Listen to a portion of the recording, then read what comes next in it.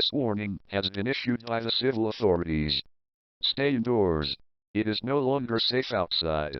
The 20 missing people that were dragged underground have been spotted lurking around the town. They were first spotted by the Blue Valley Police Patrol Unit. All of them appeared to be infected. The 2 officers that were in the patrol unit were attacked by at least 5 of the missing individuals. Their body cameras showed that the infected ripped out all of the 4 doors and almost took one of the officers. So for this reason we have issued a shelter in place. The infected also shared a lot of same characteristics as the original creature now known as the Wash. Some residences claim to have seen the Wash commanding the 20 infected individuals. Everyone are advised to barricade their doors with any large object or using wooden planks, and barricade your windows. This is all for now.